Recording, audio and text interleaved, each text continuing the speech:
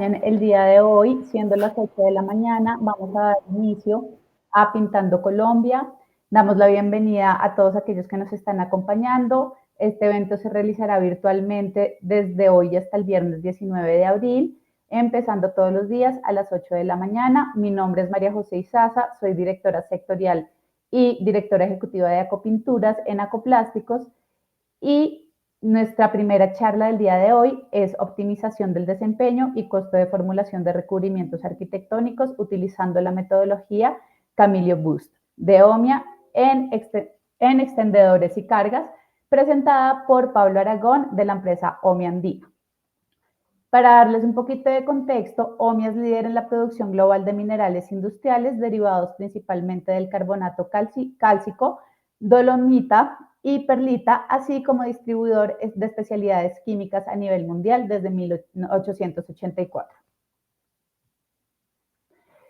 Pablo tiene 25 años de experiencia en la comercialización de materias primas en la industria de recubrimientos plásticos y papel, donde se ha desempeñado en diferentes cargos desde supply chain, servicios técnicos de R&D, venta y marketing, teniendo responsabilidades desde regionales hasta globales. Actualmente se desempeña como director de desarrollos de mercados e innovación para la región de América en el segmento de construcción de OMI. Pablo tiene un doctorado en Ingeniería por la Universidad Anáhuac en México y estudios de posgrado en Negocios y Marketing por el Tecnológico de Massachusetts y la Universidad de Pensilvania en Estados Unidos. Bueno, ya antes de darte paso, Pablo, les damos algunas recomendaciones para el adecuado desarrollo de la conferencia. Las preguntas las van a poder realizar a través del chat que tienen a la derecha de la pantalla. Y al final contaremos con un espacio para resolver estas inquietudes. Adicional a esto, les recordamos que en el menú de la izquierda de sus pantallas podrán acceder a la información de los conferencistas, agendar citas para conocer más su portafolio. Entonces, Pablo, sin más, te doy la palabra. Perfecto, María José, muchísimas gracias. Vamos a empezar entonces. Lo que quiero platicar el día de hoy es acerca de tres cosas principalmente. Vamos a ver los fundamentos de la dispersión de la luz, y esto es importante para entender el funcionamiento que tienen las diferentes materias primas en la pintura. Y es importante el saberlo porque de esta manera podemos optimizar el funcionamiento. Siempre se habla del titanio y de las interacciones, pero no de cómo funciona realmente. Entonces vamos a platicar un poco de esto para poderlo entender mejor. Después vamos a ver las soluciones de carbonato de calcio que se tienen en OMIA y cuáles son las diferencias que existen dentro de nuestro mismo portafolio, pero incluso también contra otros productos que hay en el mercado. Y vamos a acabar esta charla con cómo incrementamos la opacidad, con algunos ejemplos prácticos en aplicaciones y en diferentes formulaciones. Por favor, escriban cualquier pregunta que se tenga, y si después de esto necesitan alguna información adicional, con gusto los podemos contactar para platicar más de este tema. ¿Cómo interactúan los recubrimientos con la luz? Realmente cualquier superficie y cualquier materia prima tiene interacción con la luz, pero dependiendo de su naturaleza vamos a tener también diferentes mecanismos. Y la importancia de estos mecanismos radica en que podamos maximizar, en el caso de las pinturas, la dispersión de la luz. La dispersión de la luz, al final de cuentas, nos va a generar la opacidad de una pintura. Y esto es lo que buscamos, además de decorar, que pueda cubrir totalmente la superficie en la que se está aplicando. En el caso de los recubrimientos o de estos mecanismos, podemos, como decía, tener 4 diferentes tipos. El primero es la reflexión de la luz en la superficie.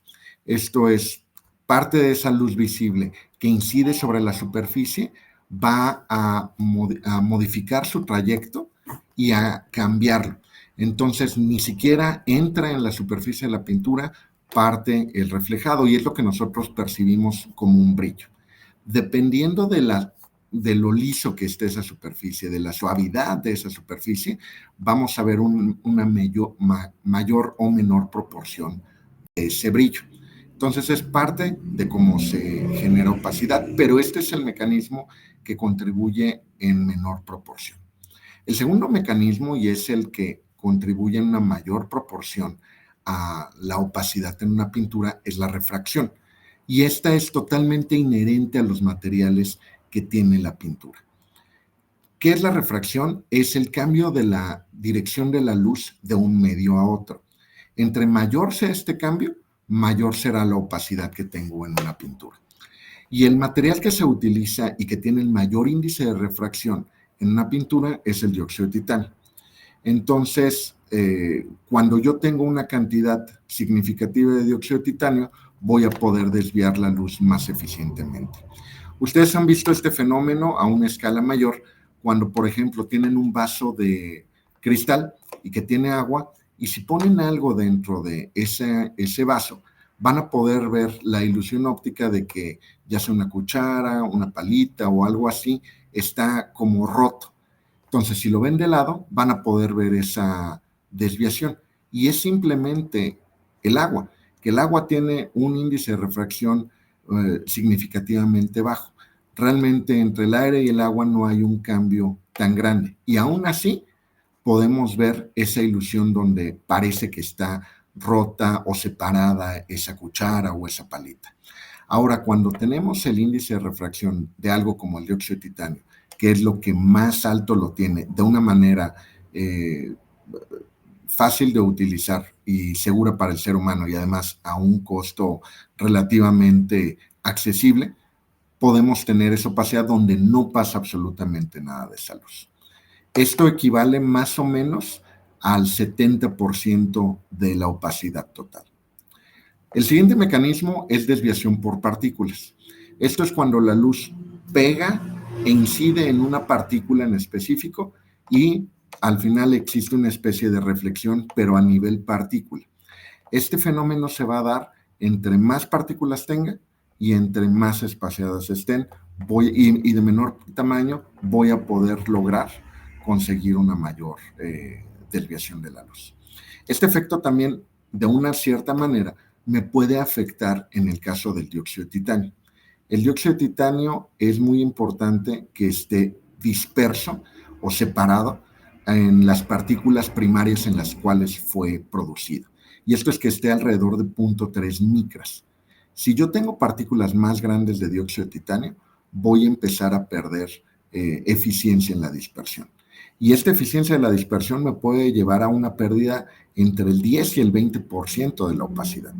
Entonces, si yo no tengo una dispersión adecuada del dióxido de titanio, si yo no tengo también una proporción adecuada entre las diferentes partículas de sólidos que existen en mi pintura, voy a tener, en lugar de incrementar mi opacidad total, voy a tener una pérdida de esa opacidad, porque voy a tener aglomeración grande de partículas y este efecto de partículas únicas no se va a dar eficientemente. El último mecanismo que tenemos es la absorción. Esto tiene que ver con el color y es por eso que hay materias, entre más oscuras sean, más luz visible van a absorber y entonces esa luz no regresa a la superficie y entonces no puedo ver qué hay detrás. Entonces, la combinación eficiente de todos estos mecanismos me puede ayudar a tener una mayor opacidad de las pinturas y de esta manera no solamente tener un alto desempeño, pero también tener el menor costo posible de formulación. Cuando estamos pensando en la dispersión de la luz, no podemos nada más pensar en la parte de las materias primas. Es muy importante y es el comienzo de todo. Pero tenemos que pensar en tres áreas diferentes: la formulación, el proceso y la aplicación. En esta plática en particular nos vamos a centrar en la formulación, pero quiero hablar un poquito más de la parte de proceso y aplicación en este slide también. La formulación, lo que tenemos que enfocarnos es cuál es el índice de refracción de las materias primas que estoy utilizando.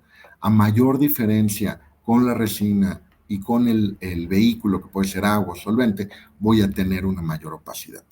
Si yo sustituyo una materia prima de alto índice de refracción por otra de menor índice, voy a perder opacidad.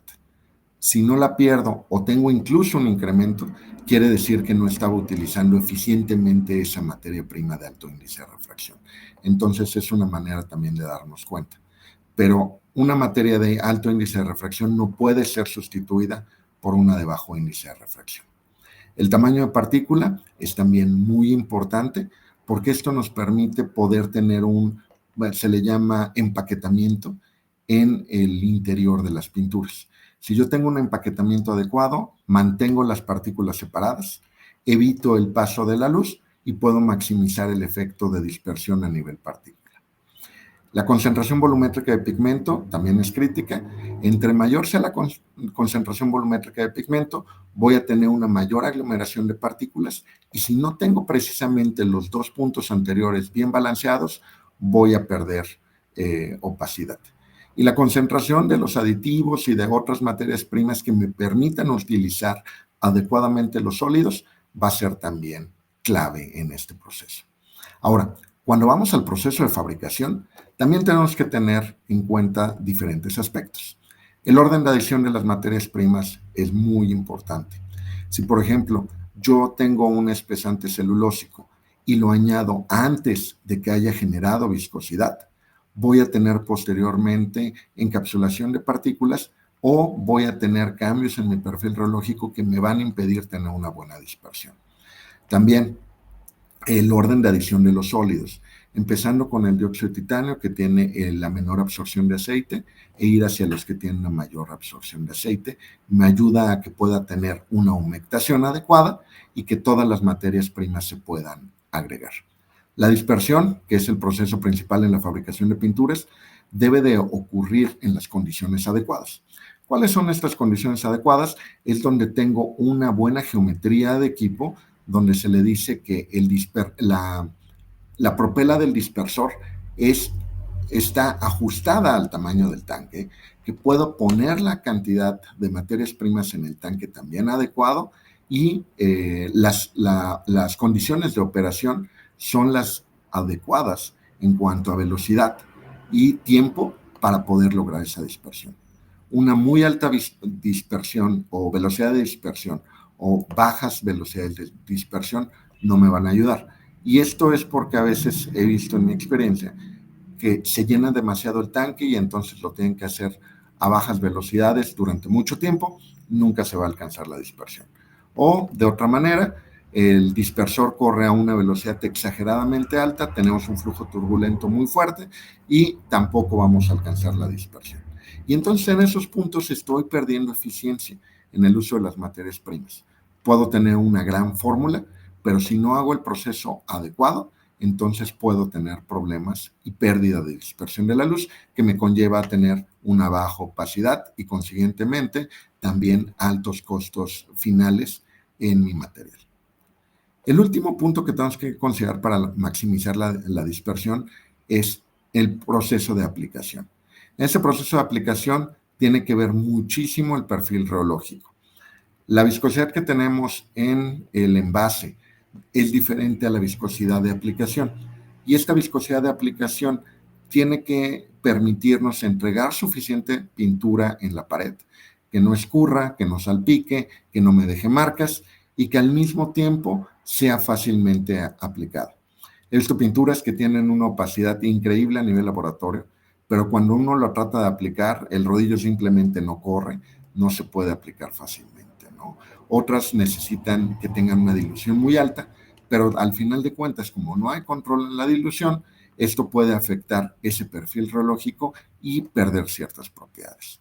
Entonces es muy importante. Incluso hay estudios donde se ha visto, y eso en alguna otra plática lo podríamos platicar, hay estudios donde se ha visto la gran dependencia que existe entre los materiales del rodillo o de las brochas con la pintura. Y hay compañías transnacionales que incluso han hecho, digamos que parejas entre un rodillo en específico y una pintura en específico para maximizar la aplicación. Y las diferencias pueden ser de 30-40% al final en la opacidad si no se tiene estas parejas adecuadas. Cuando se haya hecho la aplicación, la apariencia en seco obviamente es lo que más importa. Queremos ver dónde estoy aplicando la pintura, la apariencia en húmedo me va a importar, pero la apariencia en seco es lo más crítico. Si no tengo esa apariencia en seco donde tenga una superficie homogénea, donde no tenga cambios en el brillo y pueda haber cubierto de forma pareja toda esa superficie, el trabajo no está bien hecho. Y finalmente el método de aplicación, como decía, los rodillos, brocha, en algunos casos spray, y eso nos va a hacer que las pinturas tengan que ser diferentes, pero que se maximice de nueva cuenta la opacidad en ellas. Vamos a hablar de cómo las cargas minerales mejoran la opacidad. Las cargas minerales tienen dos mecanismos de funcionamiento. Una es el espaciamiento de las partículas de dióxido de titanio, y esto lo que hace es ayudar a que las partículas de dióxido de titanio se dispersen mejor. Si yo no tengo una concentración de entre 60, 70, incluso puede ser un poco más alta, de sólidos en mi proceso de molienda, de dispersión, no voy a lograr romper los aglomerados del dióxido de titanio. Y si no logro romper los aglomerados del dióxido de titanio, voy a tener pérdidas en la parte de opacidad por partículas, como les decía, entre un 10 y un 20% de opacidad. Y eso es principalmente importante en pinturas que tienen altos contenidos de dióxido de titanio. Y por altos contenidos de titanio estoy hablando de pinturas que tengan arriba de un 10, 12% de titanio. Si yo no tengo la concentración adecuada de sólidos, voy a estar perdiendo opacidad. Esto es en pinturas de bajo y medio PVC o CVP. El otro efecto que pueden tener las cargas minerales es en la opacidad en seco. Y esto es porque los espacios entre las cargas generan espacios vacíos o que pudieran contener aire dentro de la pintura, y son espacios que tienen diámetros ideales. Estos diámetros ideales son alrededor de 0.3 micras, y por eso es importante la combinación de diferentes tamaños de partícula y no tener un solo tipo de carga, porque estos espacios que quedan entre esas partículas me van a generar también opacidad en seco. Y esta opacidad o cubriente en seco es dada precisamente por la difracción de la luz y por esas pequeñas burbujas de aire que no afectan de ninguna manera las propiedades mecánicas o de película, pero me ayudan a maximizar el efecto de opacidad. Entonces, cuando puedo tener el balance adecuado entre tener un espaciamiento óptimo de las partículas de dióxido de titanio y un también empaquetamiento tal que me dé el cubriente en seco, podemos lograr una maximización en la opacidad. Entonces, la relación que existe entre los diferentes sólidos y su concentración es bien importante en tomar en cuenta. Y en los ejemplos que vamos a revisar, vamos a ver algunos casos donde se sustituyó una carga nada más por un paquete de cargas que nos permite poder entonces maximizar el efecto de cubriente o en algunos casos reducir un costo. Y de esta manera poder balancear los requerimientos que podamos tener en el mercado. ¿Cómo son las cargas? Y aquí lo vamos a comparar contra el dióxido de titanio. El dióxido de titanio, como les decía, tiene un tamaño medio de partícula de 0.3 micras, y dependiendo de las cargas vamos a tener relaciones y comportamientos diferentes. Una partícula de 5 micras de diámetro de una carga, que es una partícula ya considerada fina, vemos que estaría aglomerando, si no tengo adecuadamente el balance y el control, voy a estar aglomerando las partículas de dióxido de titanio, que son estas pequeñas esferas blancas que se ven entre ellas. Entonces, si yo nada más utilizo partículas de este tamaño finas, o incluso partículas mucho más grandes, de 10 micras o más grandes, en lugar de optimizar el uso del dióxido de titanio, voy a estar perjudicando el funcionamiento del dióxido de titanio. Y esto va a hacer que la cantidad de dióxido de titanio que esté poniendo no esté en una condición óptima y voy a estar perdiendo dinero. ¿Cómo se ve con una partícula ya más pequeña de carbonatos? Ya puedo lograr una separación entre las partículas. Aún podría tener ciertos aglomeramientos, pero partículas abajo de una micra me permiten ya tener un comportamiento mucho más eficiente. Y empiezo a generar, como les decía, estos espacios entre esas partículas que me van a permitir tener también una maximización en la opacidad en seco por esos espacios vacíos que también me van a difractar la luz.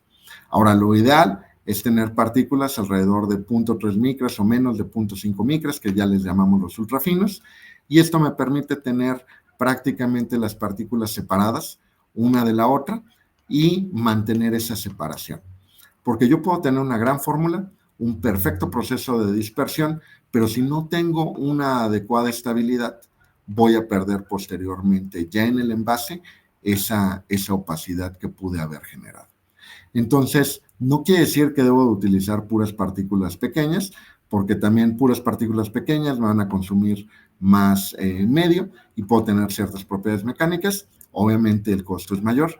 Debo de tener un balance entre todas estas partículas para poder generar la opacidad adecuada y más eficiente. Esto es un ejemplo de cómo lo estaríamos viendo, ¿no? Ya a nivel más micro. Si yo tengo una partícula de dióxido de titanio, la luz incide sobre esa partícula y aquí se da a nivel partícula, esa dispersión de la luz se le conoce también como difracción. Si yo tengo partículas aglomeradas de dióxido de titanio, lo cual ocurre muy fácilmente, voy a tener mala dispersión de la luz, una baja eficiencia en la dispersión de la luz.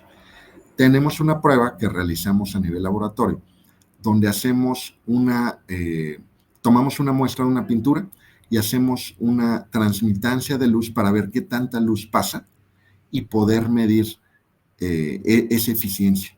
Hacemos esa prueba antes y después de un ultrasonido, porque el ultrasonido nos puede romper cualquier otro aglomerado o partículas grandes que haya. La diferencia en la transmisión de la luz que existe entre una y otra me da la eficiencia. Y en Latinoamérica, en promedio, hemos visto que la eficiencia de la dispersión de la luz en una pintura terminada está entre 60 y 80%. Eso quiere decir que se está perdiendo entre 20 y 40% de la eficiencia del dióxido de titanio. Y esto puede ser por una mala formulación, una mala dispersión, una mala combinación entre las materias primas o mala estabilidad. Y podemos ayudarlos a entender cuál es ese problema en particular. Pero lo importante es saber que si yo no rompo esos aglomerados, voy a perder mucha eficiencia y eso es dinero que se está perdiendo. ¿Cómo puedo romper esos aglomerados eficientemente? Teniendo cargas que me ayuden a romperlos, porque los aglomerados no se rompen al pegar contra el disco del dispersor, se rompen por erosión. Entonces, si yo no tengo suficientes partículas que me permitan estar frotando esas partículas de titanio, esos aglomerados uno contra otro, nunca los voy a separar esos aglomerados. Como les decía, estos aglomerados se forman muy fácilmente. En el proceso de dispersión de titanio salen del proceso de micronizado, que es el último paso, quedan cristales de 0.3 micras individuales, pero en el momento en que salen de eso, que salen a 150 grados centígrados, se empiezan a enfriar, empiezan a absorber humedad, porque es parte de las características del dióxido de titanio, es higroscópico, y se empiezan a juntar unas con otras. Ahora, si ponen el tiempo de almacenado que se tiene en las fábricas de titanio, más el tiempo de embarque, más el almacenado en sus plantas, con la presión que puede haber de los diferentes pallets, vamos a ver que se forman estos aglomerados de una manera sustancial. Si no se tiene cuidado, podemos tener entonces pérdidas en esa dispersión. Cuando pongo las partículas de las cargas minerales, que es este caso, rompo o ayudo a romper esos aglomerados y entonces me permite poder tener esas partículas separadas y alcanzar la máxima difracción de la luz gracias a este efecto de separación y rompimiento de los aglomerados. Entonces, bueno, aquí es el mismo tema. Entre más partículas tenga, mayor va a ser mi dispersión de la luz. Yo puedo tener una partícula muy grande, voy a dispersar la luz, a difractarla, pero si tengo una partícula pequeña, entonces voy a tener este efecto multiplicado por muchas más. Y puede ser exactamente la misma cantidad de materia, puede ser también el hecho de que estoy manteniendo el PVC, pero la cantidad de partículas también me impacta en poder tener un cubriente seco más eficiente. Esto es simplemente un comparativo para que viéramos cómo en una unidad de volumen, una partícula que tiene alrededor de 0.7 micras, como sería el OhmiaCarb ultrafino, comparado con una partícula fina que tiene alrededor de 3 micras en la misma unidad de volumen, ¿sí? Estamos teniendo sustancialmente más partículas con el ultrafino. El ultrafino estaríamos teniendo más de 3,000 partículas, con el OhmiaCarb 2, que es el fino, podemos tener alrededor de 60 partículas. Entonces, el efecto multiplicador que estamos teniendo de desviar la luz con partículas finas es en varios órdenes de magnitud mucho más alto. Y esto es lo que tenemos que poder aprovechar para poder maximizar la opacidad de la luz. Simplemente para mostrarles el comparativo de los diferentes tamaños, y estos son algunos de los productos que tenemos disponibles en el mercado y que nos permiten generar estos efectos, ¿no? Entonces tenemos partículas desde prácticamente 10 micras hasta, aquí no viene el ultrafino que tiene 0.7 micras, pero tenemos diferentes tamaños, que comparado contra el titanio que tiene 0.25 o 0.3 micras es bastante diferente. La absorción de aceite es muy importante considerar porque me puede hacer un desbalance, ya sea en la cantidad de líquido, pero principalmente en los dispersantes. Entonces, si hacemos alguna sustitución, es importante conocer este valor para poder hacer esa sustitución adecuada. Sin embargo, también es importante hacer pruebas de demanda dispersante, porque dependiendo de la naturaleza de los dispersantes, del tamaño de su molécula y de las naturalezas de las superficies de estos productos, estos valores funcionan bien para hacer una comparativa con aceite, pero si yo pongo esas diferentes estructuras químicas, puede ser que las demandas de dispersante incluso sean muy similares o menores en algunos casos por la forma en cómo se adhieren en la superficie o se incorporan en la superficie de las partículas los diferentes aditivos. Entonces es algo también muy importante de considerar. Si utilizamos en una pintura con puro carbonato, solamente cambiando el tamaño de partícula en la misma proporción, podemos ver las diferencias en opacidad sustanciales. Entonces, este escoriente seco es un PVC muy alto, pero es simplemente para demostrar el efecto del tamaño de partícula y ver cómo la opacidad también se vuelve una función de este. Entonces podemos ver en el OmniaCarb UF que se ve una película blanca y totalmente opaca, que no puedo ver la superficie negra en la que se está aplicando las pinturas, y conforme incremento, esa opacidad se va perdiendo. Si yo veo los sólidos en físico, prácticamente no voy a ver diferencias en el color, se van a ver prácticamente del mismo color, pero obviamente cuando las aplico, si la luz pasa, voy a ver el sustrato en el que se ve y es lo que resalta totalmente. ¿Qué soluciones tenemos en el carbonato de calcio? Y aquí lo que quiero poner es, no todos los carbonatos de calcio que existen en el mercado son los mismos. Existe mucho carbonato de calcio natural, pero aún así puede haber de diferentes características. Y dependiendo de la mina de donde se extraiga el producto, también va a haber diferentes características, ya sea por su naturaleza química, pueden ser diferentes niveles de dureza, diferentes niveles de impurezas, y esto me lleva a diferencias en los colores. Entonces tenemos minas donde, por ejemplo, el color del carbonato es increíblemente blanco, y otras donde el color tiende a un tono más neutro, pero todo depende de la mina también donde se esté sacando. Y una vez que se saca, podemos darle diferentes procesos. Uno es el molido, y aquí pueden haber tecnologías de molido en seco y en húmedo. Lo más común es en seco.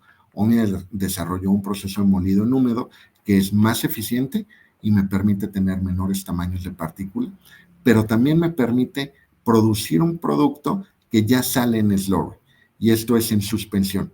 Ya no lo tengo que dispersar, ya tiene el tamaño óptimo de partícula y me ayuda a ahorrarme un paso en el proceso. El otro caso ya interviene un proceso de fabricación químico que es de precipitación, y en esto lo que hago es disolver el carbonato de calcio y recristalizarlo para tener partículas de tamaños y de formas diferentes que las vamos a ver en un momento. Esto me puede ayudar a tener partículas mucho más finas, pero aquí el problema es que tienden a aglomerarse muy fácilmente, precisamente por las grandes fuerzas electrostáticas que se generan cuando tengo una área de superficie muy, muy grande. Y finalmente, un proceso de fabricación que es único para Omnia es la modificación de superficie. Y en esto también tratamos químicamente la superficie del carbonato natural y molido, y esto nos permite homogenizar muchísimo la curva de tamaño de partícula, pero también darle formas y acabados diferentes a esas partículas. Cuando tengo esto, carbonato de calcio que es solamente molido, por lo general las curvas de tamaño de distribución de partículas son muy grandes, principalmente en los procesos en secos. Y entonces puede darme variabilidad, ya sea en color, en tintorio o en opacidad en mi pintura. El proceso húmedo me permite tener un tamaño de partícula mucho más cerrado y eso me da más consistencia de lote a lote.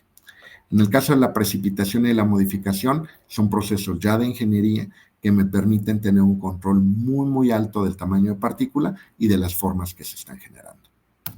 ¿Cómo se ven los diferentes carbonatos de calcio? Este es el carbonato de calcio típico, el molido. Realmente se ven como pequeñas piedras y dependiendo de la eficiencia de mi molido, voy a verlos de un tamaño más homogéneo o no. Entonces, esto me va a ayudar a poder tener también mayor consistencia de lote a lote en mi producción de pinturas. Pero como ven, prácticamente todos, independientemente de la fuente, se van a ver como pequeñas piedras que están rotas. Y como les decía, entre mejor sea la eficiencia del molido, mejor y más homogéneo voy a ver esto. Pero lo voy a ver prácticamente igual. Cuando lo veo ya el carbonato de calcio precipitado, ya empiezo a ver formas mucho más interesantes. Y estas formas me permiten tener diferentes efectos. Pueden ser en algunos casos de reforzamiento mecánico, en algunos casos me ayuda, por ejemplo, a tener un mejor curado en ciertas resinas, y en otros me puede ayudar a espaciar el dióxido de titanio precisamente por sus pequeños tamaños. Todo depende para qué lo voy a utilizar, el tipo de forma geométrica que voy a tener. Y finalmente el carbonato de calcio modificado. Aquí tomamos partículas de carbonato de calcio molido y las tratamos químicamente y nos permite tener estos efectos que nos dan funcionalidades. Ya no son cargas minerales únicamente que separan el dióxido de titanio o me ayudan a poder tener un buen proceso de dispersión. En este caso ya estoy teniendo cargas minerales que tienen una funcionalidad muy específica. En el caso, por ejemplo, de esta estructura que le llamamos de rosas, puedo poder generar opacidad por el área de superficie que tengo y por los espacios que se forman entre ellos. Aquí se pueden albergar también las partículas de titanio y me permite tener una separación adecuada. Entonces, este tipo de carga funcional me puede generar incluso cierta opacidad en húmedo y definitivamente en seco. Estas pelotas de golf lo que generan es un agente mateante. Y este es otro producto que tenemos disponible y nos permite disminuir el brillo significativamente de pinturas que tienen un alto brillo porque tienen un bajo PVC. Entonces, quiero tener pinturas con las propiedades mecánicas y de película de una pintura de PVC muy bajo, pero con brillos incluso que les llegan a conocer como dead flat, que son abajo de 1,5 o de 1 a 85 grados, lo puedo lograr con este agente matificante. Pero como les decía, ya este tipo de productos ya empiezan a tener funcionalidades, no únicamente el hecho de ayudar. Estos ya tienen funcionalidades en sí mismos. Llegamos a la última parte, que es cómo vamos a mejorar esa opacidad. Y aquí es una metodología que tiene Omia, que le llamamos Camilio Boost, por eso el logo. Y Camilio Boost quiere decir, es algo sustentable por la parte del camaleón, algo orgánico, pero también algo que puede cambiar. Y aquí todo depende de lo que quieren nuestros clientes en cuanto a desempeño, costo o una combinación de ambos. A través de la oferta de productos y la experiencia técnica que tenemos en el mercado, podemos lograr tener este tipo de balance. Hay algunas pinturas que lo que se requieren es incrementar el desempeño para poder ser más competitivos en el mercado. A veces la competitividad no va a venir únicamente por desempeño, va a venir por costo. Y en muchos de los casos va a ser un balance entre estos dos. Entonces, esta metodología nos permite poder ayudar a los clientes a poder tener ese balance. Este es un caso de una pintura de PVC alto, donde estamos utilizando el dióxido de titanio ultrafino. Y aquí algo que hacemos nosotros en el mercado siempre es poder tener no solamente comparaciones contra las pinturas que existen de nuestros clientes, pero sino también lo que existe en el mercado. Porque a veces uno puede querer disminuir el costo o puede querer mejorar el desempeño, pero siempre hay que ver cuál es el contexto en el cual nos estamos moviendo. Entonces, aquí la sugerencia muchas veces es saber cómo está su competencia para poder entonces definir los parámetros no solamente internos, pero sino también externos de cómo se va a ver la nueva pintura. Aquí lo que hicimos fue una sustitución del 20% de dióxido de titanio y se hizo una sustitución incrementando el OmniaCarb 10 de alto tamaño de partícula, se redujo el caolín calcinado y se introdujo el OmniaCarb ultrafino. Este balance me ayudó a tener las propiedades prácticamente iguales, tanto de contraste como de brillo, y mecánicas como de la resistencia a la abrasión, pero bajando un 11% de costo. En este ejemplo nos estamos enfocando totalmente en el costo, pero podría ser también uno en el cual incrementemos las propiedades, manteniendo el costo, o en algunos casos vale la pena incrementar el costo si las propiedades se incrementan también significativamente. Pues este es un ejemplo de una pintura que pudiera ser una pintura muy económica que se encuentra en el mercado, donde aún ahí podemos ver beneficios. Muchas veces algunos clientes me han comentado que los beneficios se ven principalmente en pinturas de muy alta calidad, porque ahí es donde se tiene el mayor contenido de titanio. Es cierto, y digamos que en los ahorros totales lo vamos a ver, pero a nivel formulación podemos también generar ahorros y estos ahorros se ven también reflejados. Aquí algo bien importante también por recalcar es que cuando hacemos una sustitución de dióxido de titanio no solamente estamos reduciendo en costo, sino que también estamos ayudando al medio ambiente. El dióxido de titanio tiene una huella de carbono de un poco más de 5,000 kilos equivalentes de carbono por tonelada de titanio, mientras que los carbonatos y otras cargas minerales están alrededor de entre 50 y 100 kilos de dióxido de carbono por tonelada de ese material. Entonces, el impacto que estamos teniendo en el medio ambiente cada vez que reducimos dióxido de titanio es muy, muy favorable, porque estamos ayudándolo y beneficiándolo. Y esto es incluso algo que en un futuro creo que las compañías de pinturas van a empezar a utilizar como una herramienta de marketing. Ya hay algunos países y en algunos clientes que ya empiezan a dar los primeros pasos aquí, donde se puede ver cómo el efecto de este comportamiento más sustentable es benéfico no solamente internamente, pero también con los clientes y como una forma de incrementar las ventas. Este otro ejemplo es una pintura ya de media calidad hacia alta calidad. Vemos también la reducción de cerca de un 20%. Y aquí no hacemos una eliminación del caolín calcinado, porque es también bastante útil, pero sí hacemos un incremento con el ultrafino. Y esto nos permite poder, de nueva cuenta, separar las partículas, incrementar el nivel de opacidad y poder tener una disminución de costo. Aquí es donde la reducción en huella de carbono es mucho más notable, pero también algo que es importante es reducciones a veces en el sílice. Algunas de las materias primas que se tienen como el talco contienen sílice cristalino en concentraciones muy altas y que pueden ser perjudiciales para la salud. Obviamente todo depende de las minas y de las fuentes, pero es algo también que se debe de empezar a considerar. ¿Qué tanto sílice cristalino tengo en mis materias primas y cómo puedo empezar a reducirlo? Porque eso me va a conllevar a tener productos que sean más amigables con la salud y con las personas incluso que están operando y produciendo las pinturas en el mercado. Quiero cerrar con este slide donde podemos hacer un resumen. La tecnología de Camilio Boost es una forma de ayudar a nuestros clientes en el mercado a través de diferentes análisis y técnicas de laboratorio que nos permiten optimizar las formulaciones de pinturas arquitectónicas en un rango muy amplio de concentraciones volumétricas de pigmento.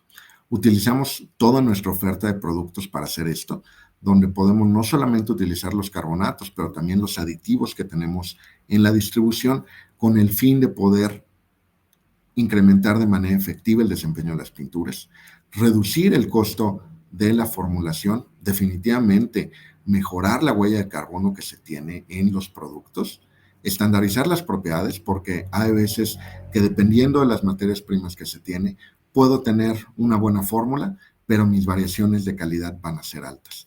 Y aquí me gustaría también recalcar algo que se le llaman costos ocultos. Yo puedo tener un costo de formulación, pero si en mi proceso de fabricación tengo que hacer ajustes, tengo que incrementar el titanio, tengo que cambiar el aditivo o incrementarlo o el espesante, son costos que estoy viendo y los voy a cuantificar tiempo después en mi base del estado de resultados, pero me están demeritando no solamente el producto, sino también la rentabilidad que puedo tener. Entonces, al final de cuentas, aquí lo importante es definir qué queremos. Una mejora en el desempeño, una reducción en el costo, una combinación de los dos. Es su elección y estamos para ayudarlos en el mercado. Con esto concluyo y quiero agradecerles mucho su atención y su presencia y estamos abiertos a preguntas. Muchas gracias, Pablo. Bueno, tenemos una pregunta acá, faltando 9 minutos, y nos preguntan qué significa 2 en Wet Scrub Resistance. Esta es una prueba que se hace en Europa. Y en Europa la prueba de Wet Scrub Resistance es diferente a la que se hace en América. En América lo que hacemos es tomar una pintura, se utiliza un medio abrasivo, a veces se pone incluso una cuña debajo de la leneta y se empieza a pasar el cepillo hasta que veamos rompimiento de la película. Y contamos cuántos ciclos fueron los que se alcanzaron. En Europa se hace diferente. Se tiene también un medio abrasivo, se puede poner una cuña, pero se tiene un número de ciclos fijos. Y entonces lo que se hace es pesar la pintura antes y después de este proceso. Y dependiendo de la cantidad, no pesar, sino medir el espesor de la pintura antes y después de este proceso de frotamiento o de limpieza, y lo que se pierda de esa película es si cae o no en el estándar. Una pintura 2, tal vez estaríamos hablando lo equivalente, no hay una equivalencia tan directa, pero una pintura 2 estaríamos hablando tal vez de una pintura que estuviera entre 500 y 1000 ciclos de lavabilidad, ¿sí? Una pintura 1 son pinturas de muy alta calidad y ya estamos hablando de pinturas que están tal vez arriba de los 1000, 1500 ciclos de lavabilidad. Hay incluso un nivel 3 donde son pinturas que las ven y se deshacen solitas, ¿no? Entonces, pero es una forma diferente de medirlo.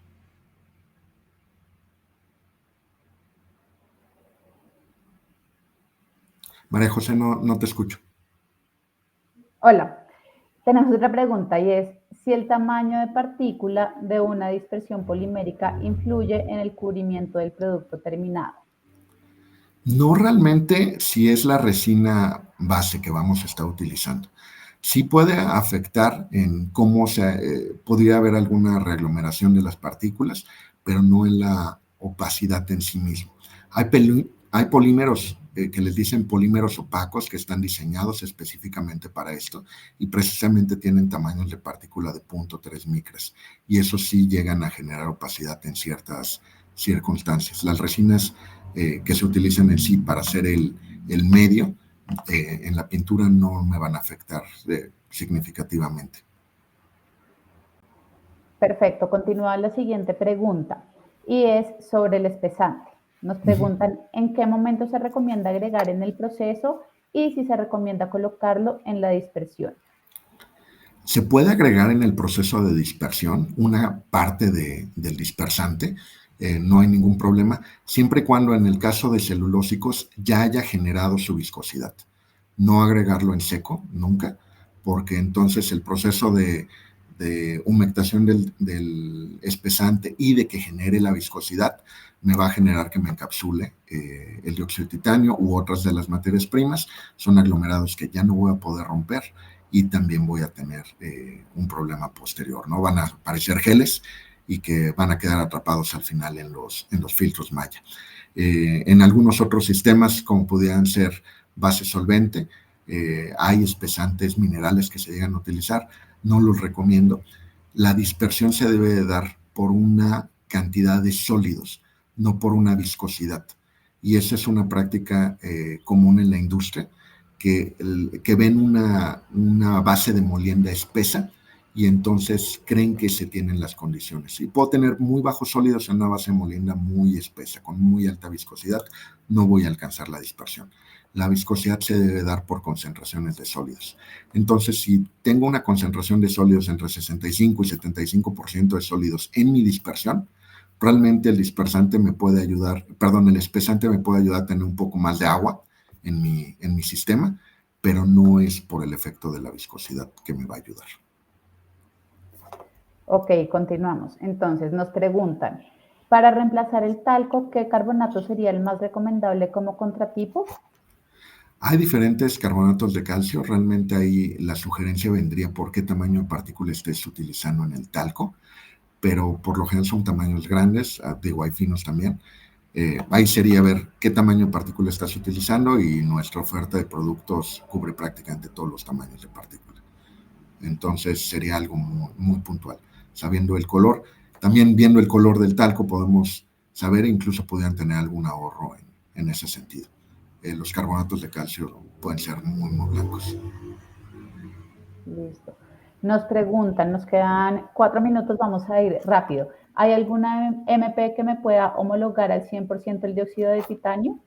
No, no existe absolutamente ninguna materia prima que sea que se pueda manejar en la industria o que sea más barata que el dióxido de titanio que lo pueda sustituir. Si yo tengo el dióxido de titanio usado óptimamente y quito dióxido de titanio, voy a perder eficiencia en mi opacidad. Si lo quité, es que no lo estaba utilizando y no veo un cambio o veo mejoras, es que lo estaba utilizando mal. Pero no hay una materia prima que pueda sustituirlo. Las materias primas mejores que el dióxido de titanio o son base plomo o es el diamante. Entonces, no hay algo que me pueda sustituirlo tal cual. Ok, listo. ¿Me puedes repetir los valores de huella de carbono del titanio versus carbonatos? ¿Es por kilogramo de producto? Es por tonelada. El dióxido de titanio está arriba de los 5.000 kilogramos equivalentes de dióxido de carbono por tonelada de titanio y los carbonatos están, digo, dependiendo del proceso de fabricación, pero los molidos están entre 50 y 100 kilogramos de carbono por tonelada de carbonato. Perfecto, listo. ¿Cómo es la resistencia química y la duración de matiantes de carbonato de calcio comparados con materiales de silicio, perdón? Son equiparables en este sentido, no, para sistemas base agua no tienen ningún problema y pueden darlo. Si fueran ya otro tipo de sistemas más industriales, el carbonato de calcio puede ser susceptible a acciones ácidas, entonces ahí podrían estar teniendo algún problema. ¿Sí? En cuanto a abrasión, el carbonato de calcio es más duro que los materiales de silicio, entonces sí que un caolín, perdón, que una tierra de diatomea, que son los que tienen, se usan como mateantes y tienen mucho silicio, tienen una mayor dureza, entonces su resistencia a abrasión va a ser mayor.